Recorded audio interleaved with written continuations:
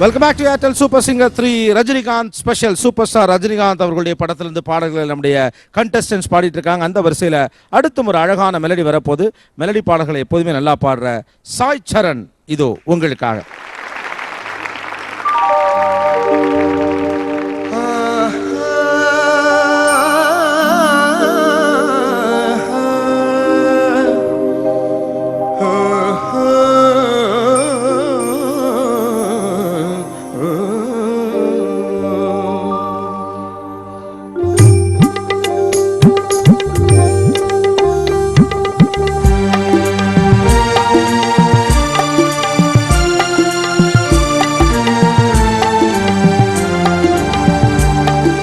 ராகங்கள் 16 உருவான வரலாறு நான் பாடும் போது அறிவாயம்மா.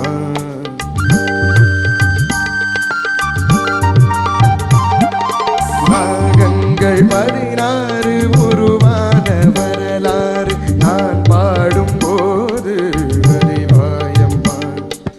பல நூறு ராகங்கள் இருந்தால் என்ன, 16 பாட சுகமானது. பல நூறு ராகங்கள் இருந்தால் என்ன, 16 பாட சுகமானது. ராகங்கள் 16 உருவான வரலாறு நான் பாடும்போது அறிவாயம்மா.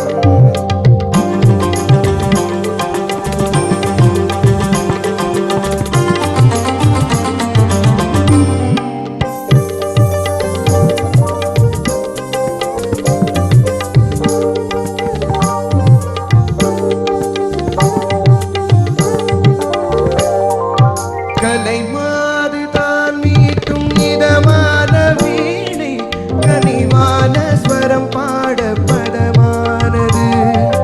கலைமாது தான் மீட்டும் இதமான வீணை, கனிவான ஸ்வரம் பாட பதமானது.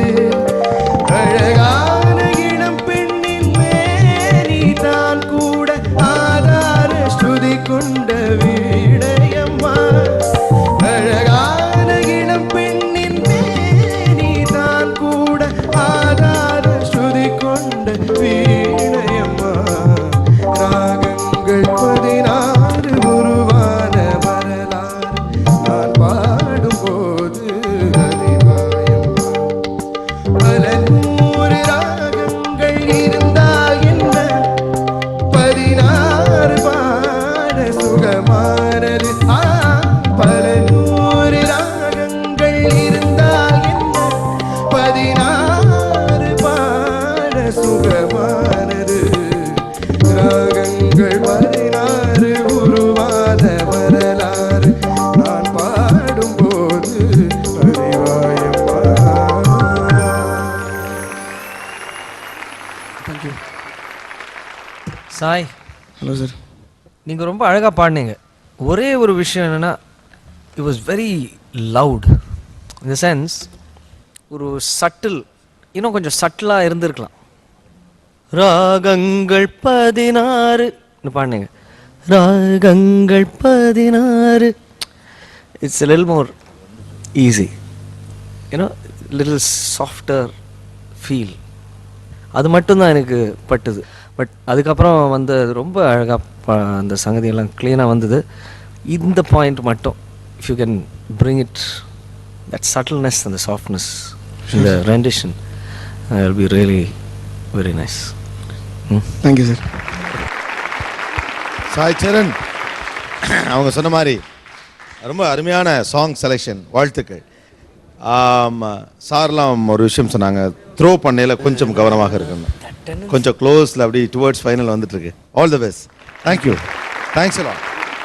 இந்த பாடல் அவங்க ஸ்ரீனிவாஸ் சார் சொன்ன மாதிரி ரொம்ப ஸ்பெஷலான ஒரு சாங்.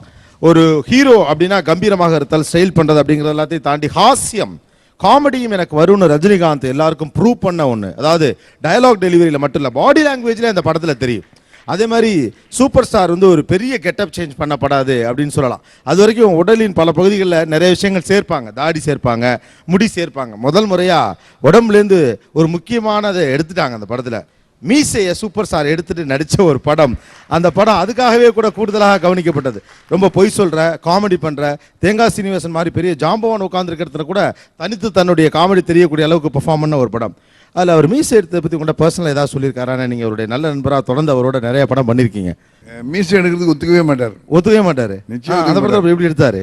ஆமாம், மீசை வச்சுக்கிட்டு தான் எந்த சீன்லையுமே பண்ணுறேன்னு சொல்லிட்டு, ஒத்தரில் சாங்கில் கூட மீசை வச்சுக்கிட்டு பண்ணுறேன்னு சொல்லி பம்பு பண்ணி மீசை வச்சு பண்ணார். சரி. ஆனால் பாலச்சந்திர சாருக்காக மீசை எடுத்துகிட்டு பண்ணார். ஓஹோ, பாலச்சந்தர் சொல்லிட்டாருன்னு எடுத்துட்டாரு. ஆமாம் ஆமாம். பட் உங்ககிட்ட மீசை எடுத்ததுக்காக அவர் எதுவும் வருத்தப்பட்டார்? உங்கள்ட்ட சொன்னார்? இல்லை, அவர் எப்பவுமே எடுக்கிறதுக்கு விரும்புறது இல்லை அவர். ஆஹா, எப்போதுமே மீசையோடு இருக்குன்னு ஆசைப்படுறாரு.